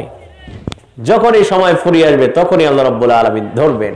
একটু ঢিল দিয়েছেন, ইন্নামা ইউআখিরুহুম লিয়াউমিন তাশখাসু ফীহিল আবসার। ইন্নামা ইউআখিরুহুম, আল্লাহ বলছেন আমি তাদেরকে একটু ছাড় দিছি, একটু ঢিল দিছি। রাবার যদি আপনি টান দেন মনে হবে আমার দিকে আসছে, আমার দিকে আসছে, যদি একটু ছেড়ে দেন আবার চলে যাচ্ছে। কথা ঠিক না ঠিক? সুতরাং এটা মনে করার কোনো সুযোগ নাই জালেমদের ব্যাপারে আল্লাহ বেখবর না, তিনি সবকিছু দেখছেন। সময় হলেই আল্লাহ রাব্বুল আলামিন ব্যবস্থা গ্রহণ করবেন ইনশাআল্লাহ। সম্মানিত ভাইয়ের আমার, সুতরাং এই পৃথিবীর যতই ক্ষমতা থাকুক না কেন, যত কিছুই থাকুক না কেন, এটাকে স্থায়ী মনে করা যাবে না। এর একটা সময় রয়েছে, শেষ হয়ে যাবে একদিন। আল্লাহ এই জন্যই বললেন আল্লাহুল্লাযী খালাকাকুম মিন দু'ফিন সুম্মা জাআলা মিন বা'দি দু'ফিন কুওয়া, আমি তোমাদেরকে দুর্বল করে সৃষ্টি করেছি, এরপরে তোমাদেরকে শক্তি সামর্থ্য দিলাম। কে দিয়েছেন? আল্লাহ আমাদেরকে শক্তি সামর্থ্য দিয়েছেন, হাঁটার, বলার, চলার, চিন্তা ভাবনা করার ক্ষমতা দিয়েছেন কে? আল্লাহ। আল্লাহ শক্তি সামর্থ্য দিলেন, একটা পর্যায়ে আবার এই শক্তি সামর্থ্য সব নিয়ে যাবেন। সুম্মা জাআলা মিন বা'দি কুওয়াতিন দু'ফা ওয়া শাইবা, আল্লাহ তাআলা বলেন এরপরে আবার আমি তোমাদেরকে দুর্বল করে দেব এবং বৃদ্ধ করে দেব। কার কথা? আল্লাহ দুর্বল করে দেবেন, এরপর আবার বৃদ্ধ হয়ে যাবে, আবার সেই শৈশবের বিষয় ফিরে আসবে। কখন কি বলে মনে থাকে না, আছে না নাই? অনেক দাড়ি পাকা মুরব্বীরা আছেন, একটা কথা বললে একটু পর মনে থাকে না, স্মৃতিশক্তি লোপ পেয়ে যায়, বাচ্চাদের মতো হয়ে যায়, কখন কি করে কি বলে কোনো কিছু মনে থাকে না। সুতরাং এই সময় সবার আসবে কি আসবে না, বড়াই করার কোনো সুযোগ নেই। আল্লাহ রাব্বুল আলামিন পৃথিবীর জীবন সম্পর্কে অন্য আয়াতে বলেন ওয়ামাল হায়াতুদ দুনিয়া ইল্লা মাতাউল গুরুর, এই পৃথিবীর জীবন ভোগ সামগ্রী ছাড়া আর কিছুই না। আল্লাহ তাআলা অন্য আয়াতে বলেন ওয়ামাল হায়াতুদ দুনিয়া ইল্লা লাইবুন ওয়া লাহওয়ুন, এই পৃথিবীর জীবন খেল তামাশা ছাড়া আর কিছুই না। কার কথা? খেল তামাশার জীবন। বাচ্চারা বিকেল বেলা খেলতে যায়, আবার সূর্য অস্ত হলে ঘরে ফিরে আসে, আসে না? এই পৃথিবীতে তুমি একটা সময় এসেছো, যখন তোমার জীবন সূর্য ডুবে যাবে তখন তোমাকে আবার আল্লাহর কাছে ফিরে যেতে হবে। ইন্না লিল্লাহি ওয়া ইন্না ইলাইহি রাজিউন, আমরা আল্লাহর জন্য এবং আমরা তার কাছেই ফিরে যাব একদিন। যেতে হবে না ভাই? সবার যেতে হবে। থাকা যাবে পৃথিবীতে? কোনোভাবেই পৃথিবীতে থাকা যাবে না। যখন সময় হবে তখনই যেতে হবে, এক মুহূর্ত আগেও না, এক মুহূর্ত পরেও না। আল্লাহ রাব্বুল আলামিন বলেন ওয়ালিকুল্লি উম্মাতিন আজাল ইযা জাআ আজালুহুম লা ইস্তাখিরুনা সাআতাও ওয়া লা ইস্তাকদিমুন, প্রতিটি গোষ্ঠী প্রতিটি ব্যক্তির জন্য একটা নির্ধারিত সময় রয়েছে। ওয়ালিকুল্লি উম্মাতিন আজাল ইযা জাআ আজালুহুম, যখন সময় শেষ হয়ে যাবে তার নির্ধারিত সময় চলে আসবে। ফালা ইস্তাখিরুনা সাআ, এক মুহূর্ত বিলম্ব করা হবে না। হবে যদি বলেন মালাকুল মউত চলে আসছে, একটু একটু ভাই আমার ওই যে জমিটা আছে না ওটার দলিলটা করা একটু বাকি আছে, একটু সময় দেন, পাওয়া যাবে? কত মানুষ কত ভাবে মারা যায়। নতুন বিয়ে করেছে, নববধূকে নিয়ে বাড়িতে ফিরে আসছে, পথে অ্যাক্সিডেন্টে মারা গেল। এমন নিউজ পান না আপনারা? এই কিছুদিন আগেও তো ট্রলার ডুবিতে মারা গেছে। কত স্বপ্ন ছিল, সম্পর্ক, দাম্পত্য জীবন সুন্দরভাবে পরিচালনা করবে, সন্তানাদি হবে, তাদেরকে কোন বিদ্যালয়ে পড়াবে, কোন মাদ্রাসায় পড়াবে, কত চিন্তা, কত স্বপ্ন নিমিষেই শেষ। 1 মিনিটে নাই ভরসা, সাঙ্গ হবে রং তামাশা, দম ফুরাইলে শেষ, কোনো ভরসা নাই। এই যে আমরা কথা বলছি, কথা শুনছি, এই কথাগুলো শেষ করতে পারবো, এই যে আমি একটি শব্দ উচ্চারণ করেছি আরেকটি শব্দ বলতে পারবো, এই গ্যারান্টি আছে? আপনাদের কাছে মনে আছে? বাড়িতে গিয়ে ঘুমাবেন, সকালে ঘুম থেকে উঠবেন, এই গ্যারান্টি লেটার আছে আপনাদের কাছে? নাই। সুতরাং সেই মৃত্যুর জন্য প্রস্তুত থাকতে হবে। রাজি আছি তো ইনশাআল্লাহ? সবাইকে রাজি, প্রস্তুত থাকতে হবে। প্রস্তুত না থেকে কোনো উপায় নাই। সবাই তো ভাইরা আমার, আমাদের এই দুনিয়ার জীবন ক্ষণস্থায়ীতে মহান আল্লাহ বললেন, বাল তুসিরুনাল হায়াতাদ দুনিয়া ওয়াল আখিরাতু খায়রুন ওয়া আবকা। তোমরা দুনিয়ার জীবনকে প্রাধান্য দিচ্ছ, কিন্তু তোমাদের জন্য আখিরাতের জীবন হচ্ছে উত্তম এবং কল্যাণকর এবং চিরস্থায়ী। আল্লাহু আকবার। যখন সময় শেষ হয়ে যাবে, দেরি করা হবে না, আগেও না। নির্দিষ্ট সময় মালাকুল মউত চলে আসবে, জান কবজ করে নিয়ে যাবে। নির্ধারিত সময় মালাকুল মউত থেকে কোনো জায়গায় পালানো যাবে না। যদি কেউ আকাশে উঠে যায়, সেখানে মালাকুল মউত যেতে পারবে? যদি মঙ্গল গ্রহে যাওয়া হয়, মঙ্গল গ্রহেও যাবে। যদি কেউ সুদৃঢ় দুর্গ তৈরি করে, সেখানে ভেতরে সে একা, কোনো আলো বাতাস কিছু ঢোকার সুযোগ নাই, সেখানেও কি মালাকুল মউত যেতে পারবে? আল্লাহ রাব্বুল আলামিন বললেন, আইনামা তাকুনু ইউদরিকুমুল মাউতু ওয়ালাউ কুনতুম ফি বুরুজিম মুশাইয়াদা। তুমি যেখানেই থাকো না কেন, আইনামা তাকুনু, তুমি যেখানেই থাকো না কেন, যেথায় যাও না কেন, ইউদরিকুমুল মাউত, তোমাকে মৃত্যু ধরবেই। ওয়ালাউ কুনতুম ফি বুরুজিম মুশাইয়াদা, এমনকি সুদৃঢ় দুর্গের ভেতরেও যদি নিজেকে আবদ্ধ করো, সেখানেও মালাকুল মউত গিয়ে তোমার জান কবজ করে নিয়ে আসবে। মহাকাশে স্যাটেলাইট পাঠানো হয়েছে না, বঙ্গবন্ধু স্যাটেলাইট। যদি আমরা সেখানে কেউ গিয়ে থাকি, মৃত্যু থেকে পালানো যাবে? কোনো রাস্তা নাই, কোনো সুযোগ নাই। আর যখন সময় চলে আসবে, দেরি হবে না। সুলাইমান আলাইহিস সালাতু ওয়াস সালাম, তিনি একবার তার উজির, মন্ত্রী পরিষদ তাদেরকে নিয়ে বৈঠকে বসেছেন। তখন মালাকুল মউত আজরাইল আলাইহিস সালাতু ওয়াস সালাম ওই বৈঠকে আসলেন। সুলাইমান আলাইহিস সালাতু ওয়াস সালাম জিনদের পরিচালনা করতেন। মালাকুল মউতের সাথেও তিনি মাঝে মাঝে বৈঠকে বসতেন। যখন মালাকুল মউত সেখানে আসলো, মালাকুল মউত সুলাইমান আলাইহিস সালাতু ওয়াস সালামের যে উজির, তার দিকে চোখ বড় বড় করে তাকালো। একটু পর তিনি সেখান থেকে চলে গেলেন। উজির তিনি ভয় পেয়ে গেলেন। ভয় পাওয়ার পর জিজ্ঞেস করলেন, এই ব্যক্তিকে আমার দিকে চোখ বড় বড় করে তাকিয়েছে। সুলাইমান আলাইহিস সালাতু ওয়াস সালাম বললেন, এ হচ্ছে মালাকুল মউত। কে? মালাকুল মউত। এটা শোনার পর উজিরের মনে আরো ভয় ঢুকে গেল। সে বলল, আপনি মেঘমালাকে নির্দেশ দেন আমাকে যেন বুমাস শহরে, 1000 মাইল দূরে বুমাস শহরে উপদ্বীপে হিন্দুস্তানের উপদ্বীপে যেন আমাকে নিয়ে যায়।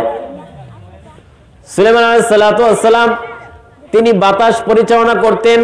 মেঘমালাকে নির্দেশ দেওয়ার সাথে সাথে তার ওই ওজিরকে বুমাস উপদ্বীপে এনে রাখলো। সেখানে এসে দেখে সেখানে কে উপস্থিত? সেখানে কে হাজির? মালাকুল মউত সেখানে হাজির। মালাকুল মউত তার জান কবজ করে ফেললেন।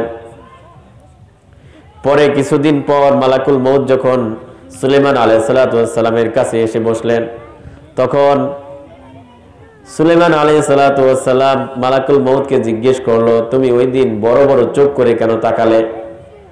মালাকুল মউত বলল, আমি একটু আগে আল্লাহর পক্ষ থেকে নির্দেশ পেয়েছি, মালাকুল মউত তুমি যাও সুলাইমানের ওই ওজিরের জান কবজ করো বুমাস উপদ্বীপে। কোথায়?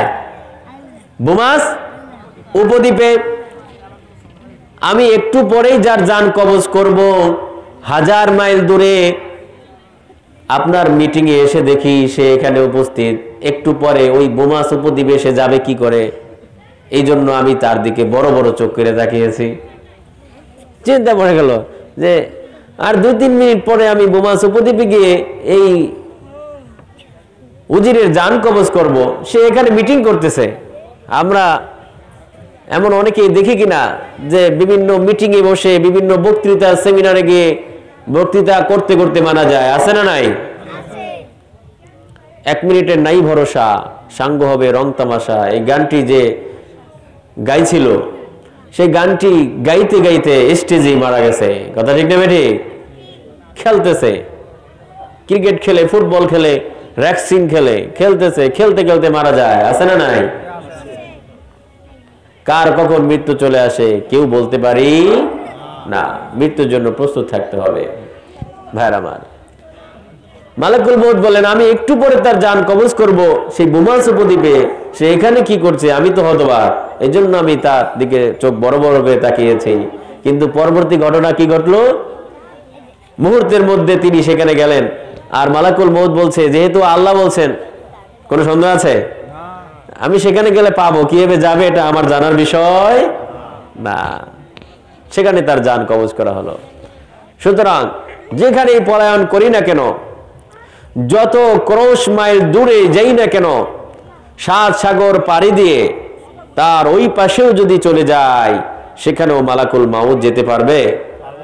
মৃত্যু থেকে বাঁচার কোনো সুযোগ নাই, মৃত্যু আসবেই। এই জন্য আল্লাহ বললেন, কুল্লু নাফসিন যায়িকাতুল মাউত। প্রতিটি প্রাণী, যার প্রাণ আছে, শুধু মানুষ না, প্রতিটি প্রাণীকেই একদিন মৃত্যুর স্বাদ আস্বাদন করতে হবে, সবাইকেই মরতে হবে।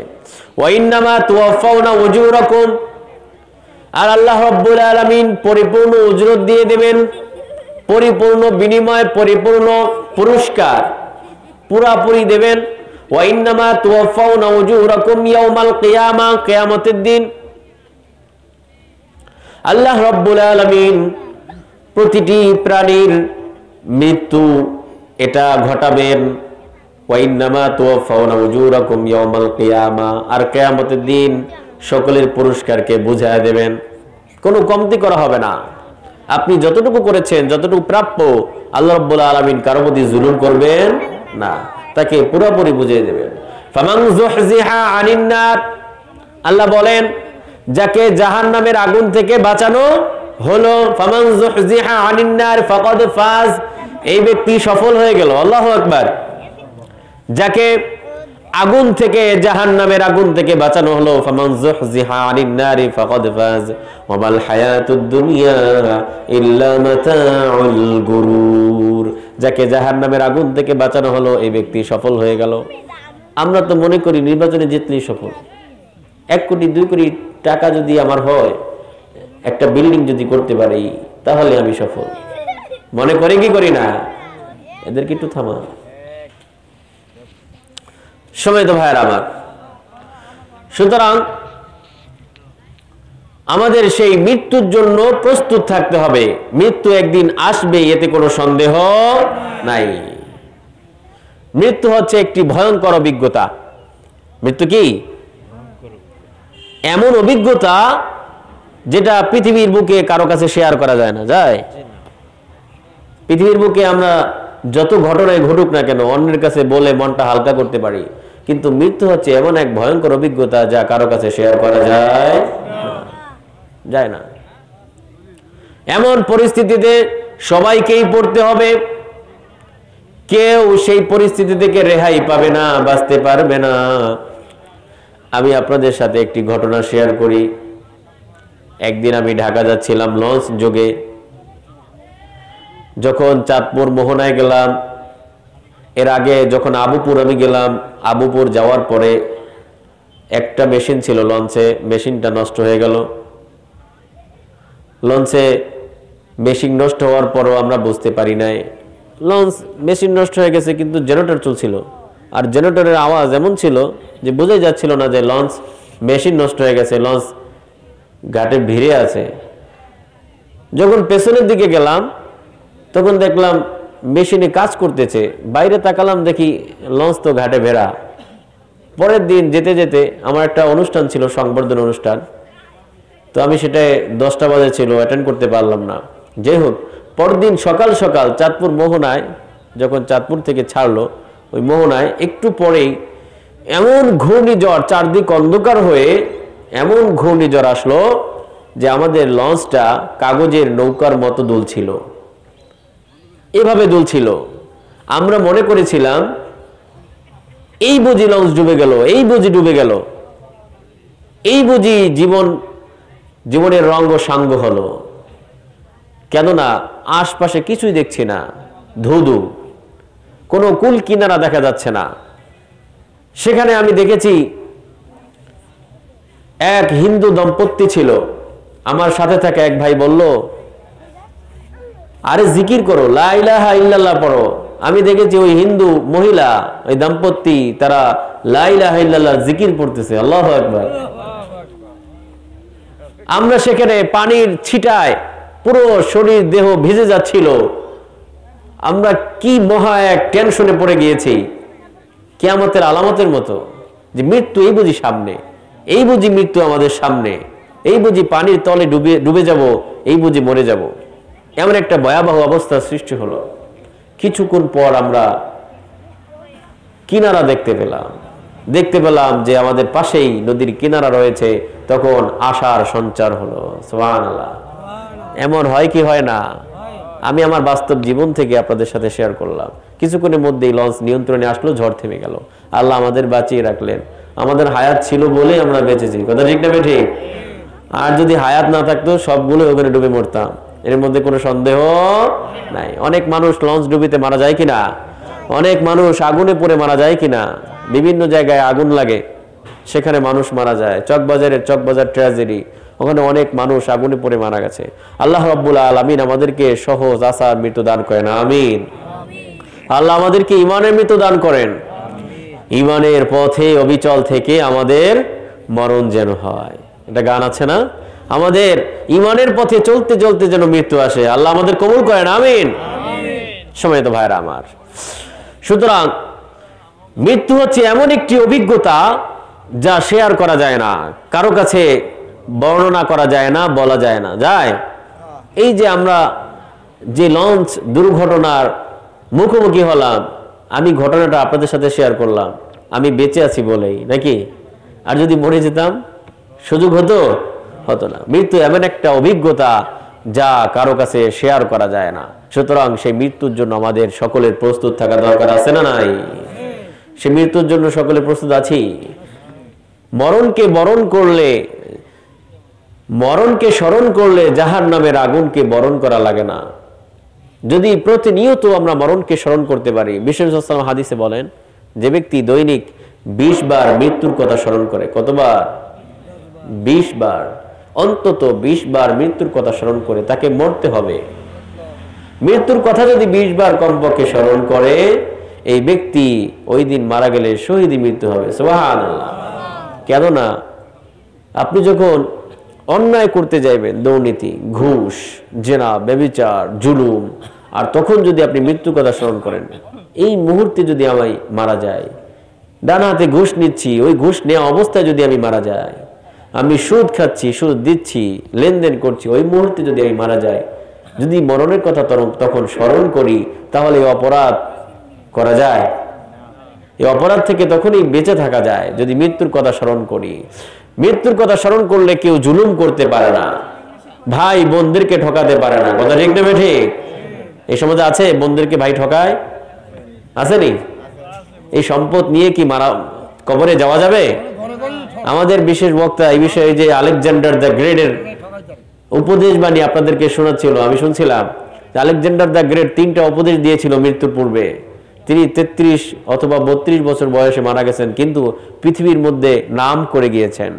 বিখ্যাত একজন ব্যক্তি, বিখ্যাত বীর। পৃথিবী বিভিন্ন দেশ তিনি জয় করেছেন, দেশের পর দেশ জয় করতে করতে যখন তিনি ইরাকে গেলেন, তখন ম্যালেরিয়া আক্রান্ত হলেন।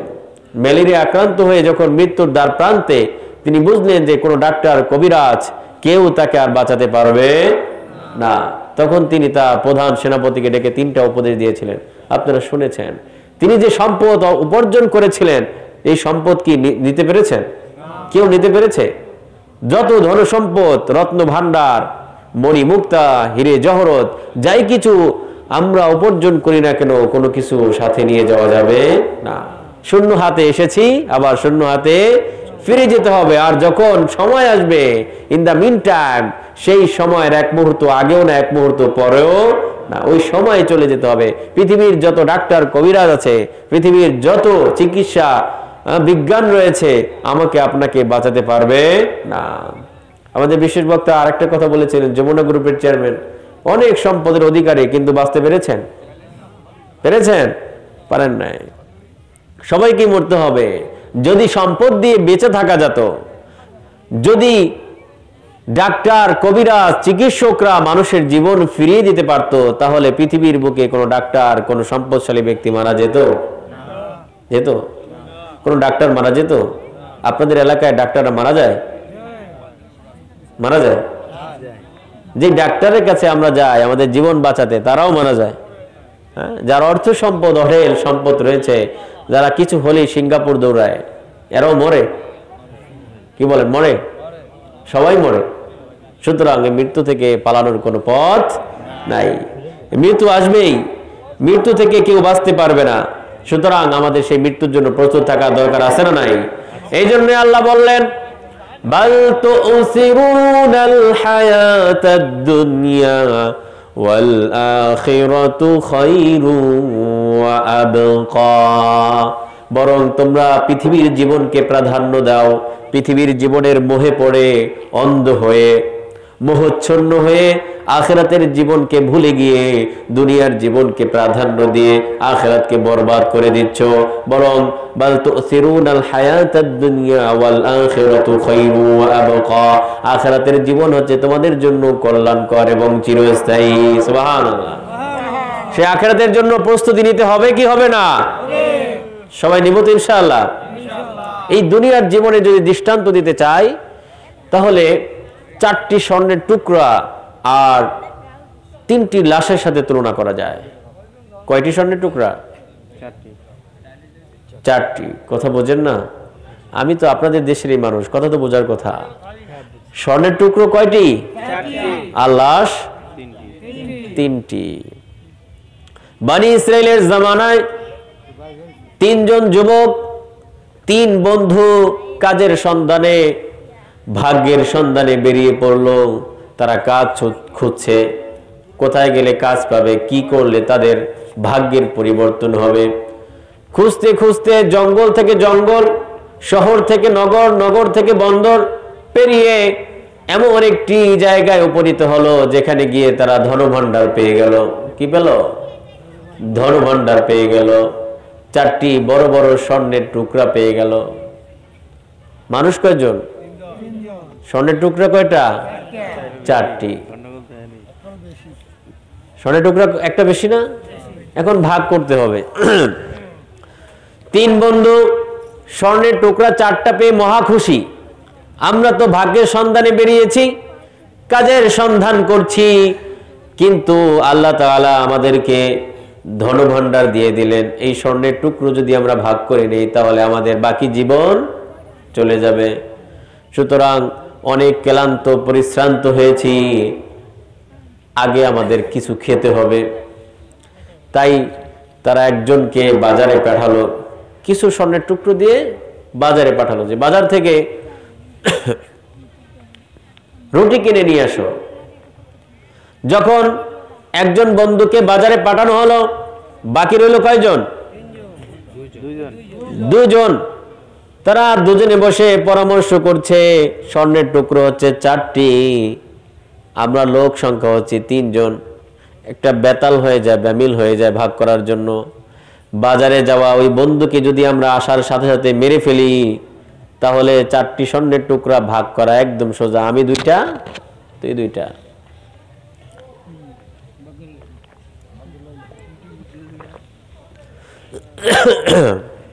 ভাগ করা সহজ, আমি 2টা তুই 2টা, সমান সমান। ও আসার সাথে সাথে ওকে ধরবো। ওইদিকে বাজারে যে গেল, এটা বনি ইসরাইলের কাহিনী। বিশ্বসাল্লাম বলেন, ওয়াহাদিসু আন বানি ইসরাইল ওয়ালা হারাজ, যে বানি ইসরাইলের শিক্ষণীয় ঘটনাগুলো বলা যাবে যেগুলো কোরআন এবং হাদিসের বিপরীত না। আপনারা আবার মনে করেন না হুজুর কিসসা কাহিনীর মাহফিল মনে হয় জড়ো করছে, না, তাফসিরুল কোরআন মাহফিল। আমি সেই আয়াতে আছি, বাল তুসিরুনাল হায়াতাদ দুনিয়া ওয়াল আখিরাতু খায়রু ওয়া আবকা। আমি এই 2 আয়াতের তাফসির করছি, 2 আয়াত নিয়ে আমি আজকে কথা বলছি। ভাইরা আমার, ওইদিকে যে বন্ধু বাজারে গেল, সে চিন্তা করলো, আমি যদি এই রুটির ভেতরে বিষ মিশিয়ে নিয়ে যাই, এই বিষ খেয়ে ওরা 2 জন মারা যাবে, বাকি 4টি স্বর্ণের টুকরাই আমার হয়ে যাবে। পরিকল্পনা পাকা। ওরা ওদিকে পরিকল্পনা করছে, ও আসলেই শেষ, 2টা আমি 2টা তুই। আর এদিকে বাজারে যাওয়া বন্ধু চিন্তা করলো 4টা স্বর্ণের টুকরাই আমার হবে, ওদেরকে বিষ খাইয়ে মেরে ফেলবো। ভাইয়ের আমার, সিদ্ধান্ত পাকাপাকি। সাথে বিষ কেনে রুটির ভেতরে বিষ মিশ্রিত করে ওই বন্ধুটি বাজার থেকে যখন ফিরে আসলো, আগে থেকে মারার জন্য প্রস্তুত থাকা 2 বন্ধু যখন ও ফিরে আসলো, কোনো কথা বলার সুযোগ দেয় নাই, সাথে সাথে মারপিট শুরু, ঘুষি, গলা টিপি দিয়ে ধরছে, আর বেঁচে থাকার কোনো সুযোগ নাই, মেরে ফেলছে। একজন চলে গেছে, আছে কয়জন? স্বর্ণের টুকরা কয়টা? 4টা। এখন নিতে খুব সোজা। কিছুক্ষণ ওই বন্ধুকে মারতে গিয়ে এনার্জি খরচ হয়েছে কিনা? একজন মানুষ মারা কি সহজ কথা? 4টি খাটি কথা, অনেক সাহস লাগে, অনেক এনার্জি গিয়েছে। আগে আমরা চল রুটি খেয়ে নেই, এরপরে দুজনে 2টা ভাগ করে নিয়ে যাব। যখন ওরা 2 জন রুটি খেতে বসলো, রুটি খেলো, ওই 2 জনও কুপকাত, ওই 2 জনও মরে গেল।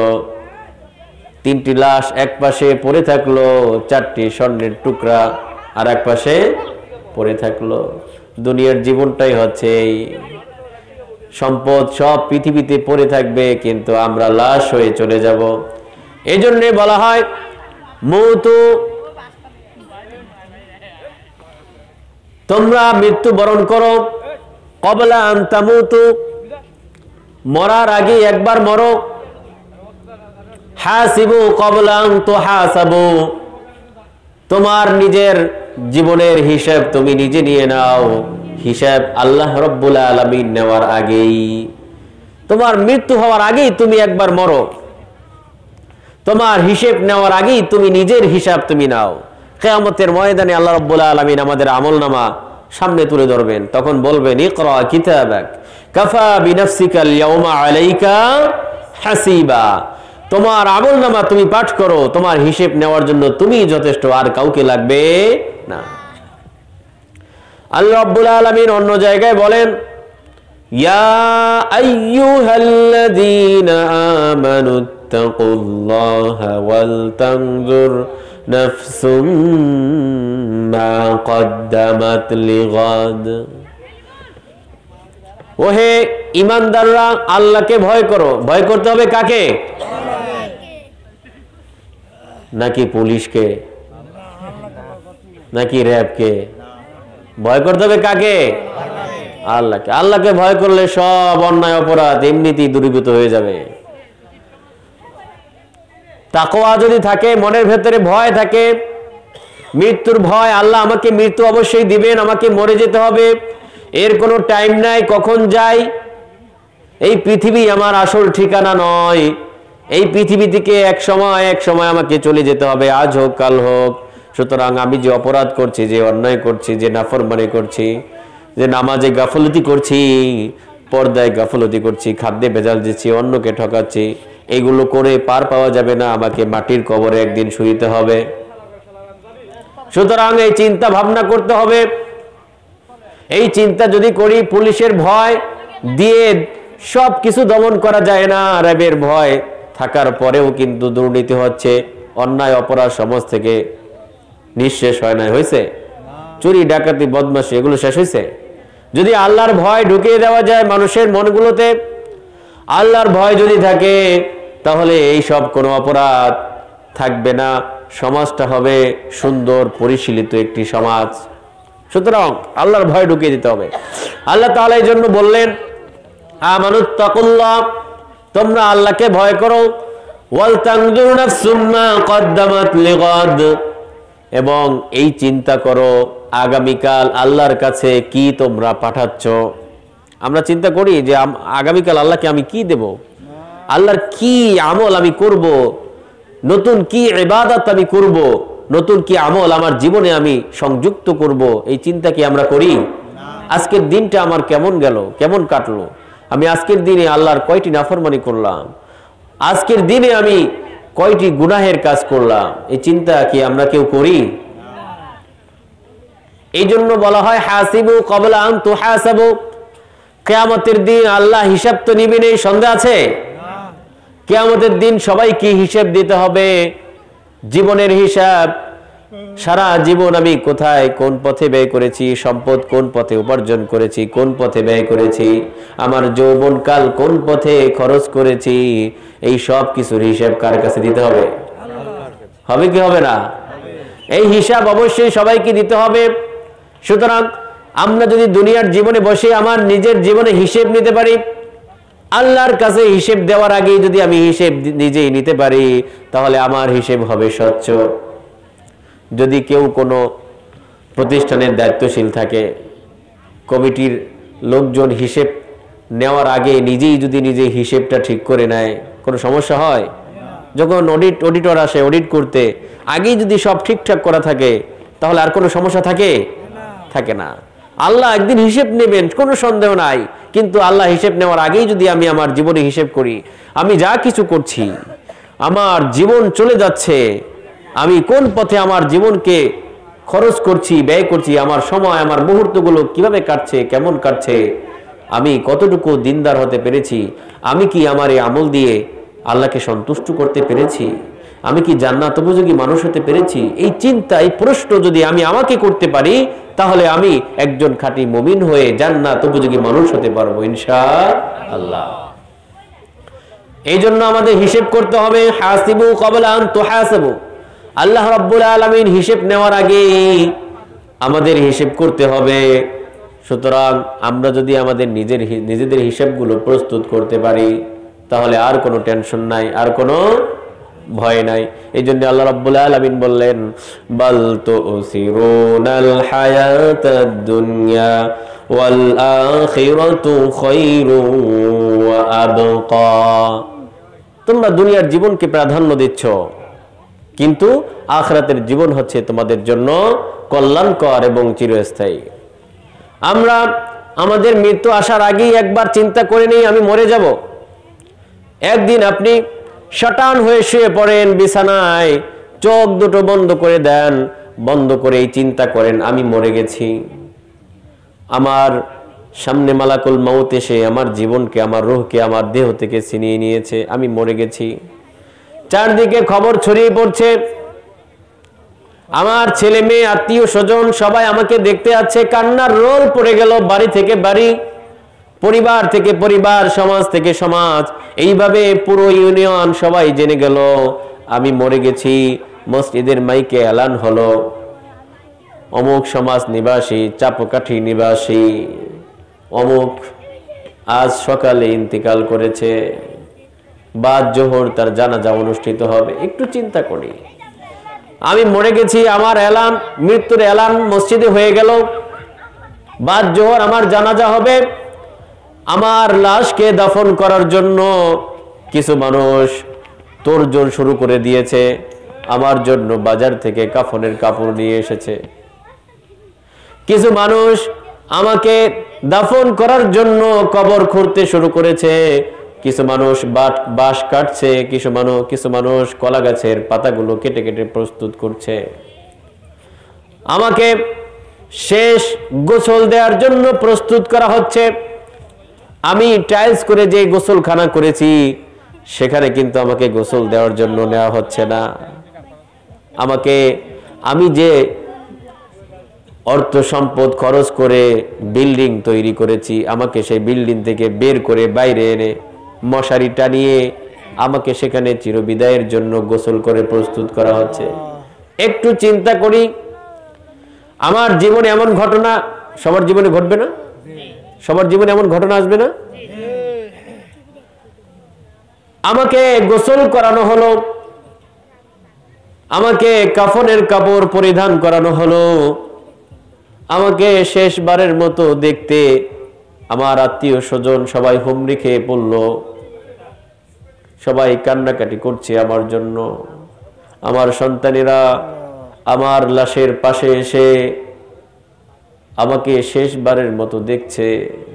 আমার স্ত্রী, আমার আপনজন যারা এতদিন আমার উপর নির্ভর করে চলেছে, এরা আমাকে শেষ বিদায় জানাতে এসেছে। আমাকে মাঠে নিয়ে যাওয়া হলো, জানাজা পড়া হবে। ইমাম সাহেব 4টি তাকবীর দিলেন, আল্লাহু আকবার, আল্লাহু আকবার, আল্লাহু আকবার, আল্লাহু আকবার, আসসালামু আলাইকুম ওয়া রাহমাতুল্লাহ বলে সালাম ফিরিয়ে জানাজা শেষ করা হলো। জানাজা লাশ নিয়ে আমাকে দাফনের জন্য কবরস্থানে, গোরস্থানে নিয়ে যাওয়া হলো।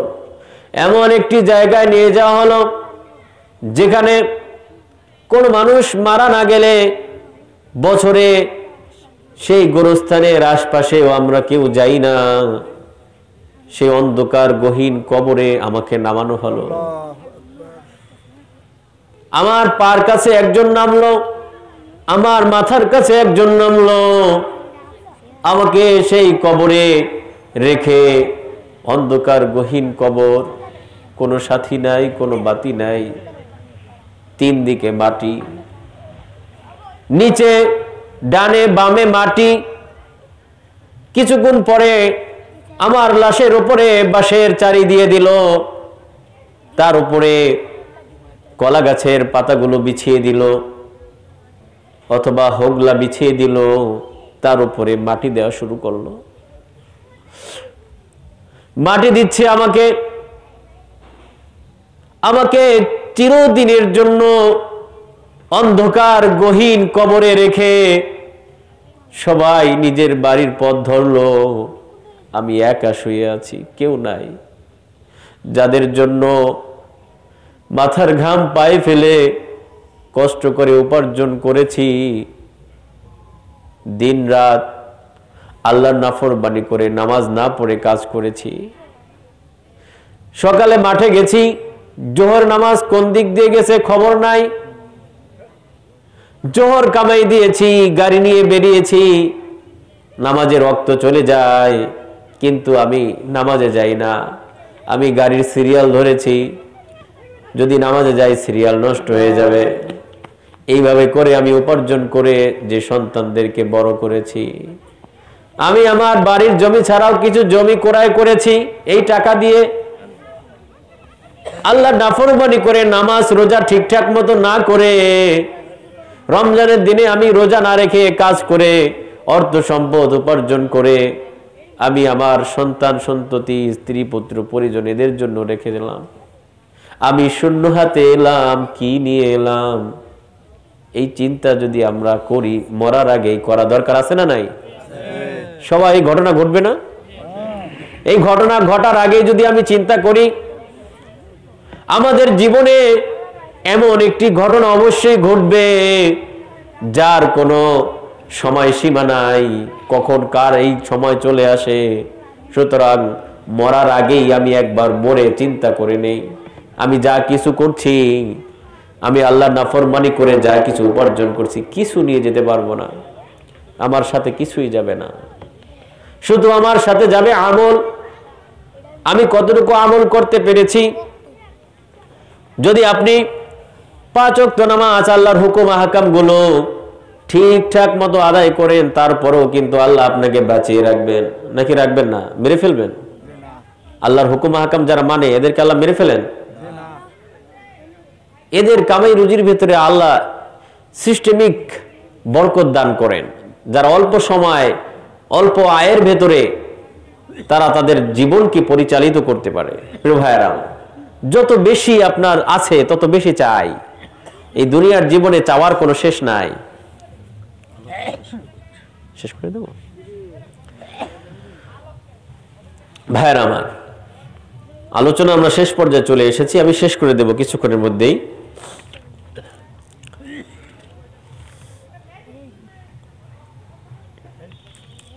সুতরাং সেই মৃত্যুর জন্য আমাদের সকলের প্রস্তুতি থাকা দরকার, আছে না নাই? মৃত্যুর যন্ত্রণা সবার হবে। নেককার বান্দাদের মৃত্যুর যন্ত্রণা হবে।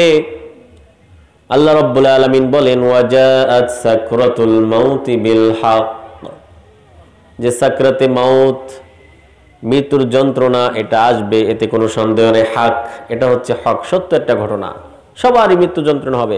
বিশ্বনবী সাল্লাল্লাহু আলাইহি সাল্লামের মৃত্যু যন্ত্রণা হয়েছে না হয়েছে না? তারও মৃত্যু যন্ত্রণা হয়েছে। সবার মৃত্যু যন্ত্রণা হবে। ইসলামপন্থী যারা দিনদার, দিন কায়েমের আন্দোলন করেছে, আল্লাহর দিন প্রতিষ্ঠার জন্য নিজের শ্রম, সময়, অর্থ, সম্পদ খরচ করেছে, এদেরও মৃত্যু হবে। এদের কাছে মালাকুল মউত আজরাইল আলাইহিস সালাতু ওয়াস সালাম, তিনি একজন যুবকের বেশে দবদবে সাদা জুব্বা পরে তার কাছে আসবেন এবং তাকে বলবেন, ইয়া আইয়াতুহান নাফসুল মুতমাইন্না, ওহে প্রশান্ত আত্মা, ওহে নেককার আত্মা, ইরজিই ইলা রাব্বিকি রাদিয়াতাম মারদিয়া, তুমি তোমার রবের মাগফিরাত এবং ক্ষমার দিকে ছুটে আসো। যখন মালাকুল মউত এইভাবে নেককার বান্দা, আল্লাহওয়ালা ব্যক্তি, দিনদার ইসলামপন্থীদের, ডানপন্থীদের কাছে গিয়ে মালাকুল মউত বলবেন, সা করে তার রূহটা চলে আসবে তার হাতে। সেই রূহটাকে জান্নাত থেকে আনা কাপড়ের ভিতরে পেঁচিয়ে মালাকুল মউত তিনি অন্য ফেরেশতার কাছে নিয়ে দেবেন। তারা যখন ঊর্ধ্বাকাশে চলে যাবে, তখন তারা ঊর্ধ্বাকাশে থাকা ফেরেশতারা জিজ্ঞেস করতে থাকবে, কার রূহ নিয়ে এসেছো, কার রূহ নিয়ে এসেছো, সুঘ্রাণ ছড়াচ্ছে। তখন তারা বলতে থাকবে, পৃথিবীর বুকে শ্রেষ্ঠ যে নামে ডাকা হতো সেই নামে ডেকে ডেকে বলবে, অমুকের ছেলে, অমুকের রূহ এটা। সুবহানাল্লাহ। এরপরে তার রূহকে আইলিয়িনে নিয়ে যাওয়া হবে। সময়ত ভাইয়েরা আমার, তার রূহটা চলে বেরিয়ে আসবে। কোনো খুব বেশি কষ্ট হবে না। মুমিনের মৃত্যু হওয়ার সময় তার একটা কপালে ঘাম দিবে, সহজেই তার মৃত্যু হয়ে যাবে। এরপরে আসবে বৎকারের পালা। ইসলাম বিদ্বেষী, নাস্তিক, মুরতাদ, বেদিন, সব সময় ইসলামের বিরুদ্ধে কথা বলছে, এমন লোক আছে না নাই? কোরআনের মাহফিল বন্ধ করে দিতে হবে। ইসলামের কথাবার্তা বলা যাবে না, কোরআনের কথা বলা যাবে না।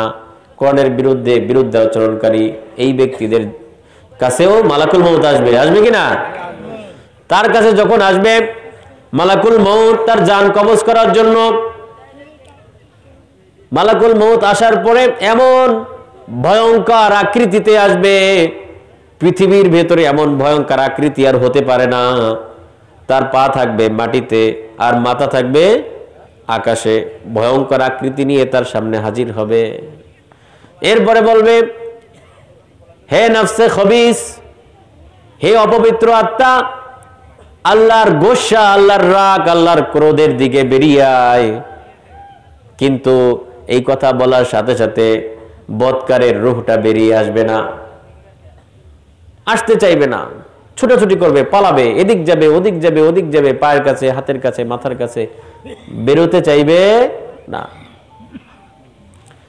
মালাকুল মউত আজরাইল আলাইহিস সালাতু ওয়াস সালাম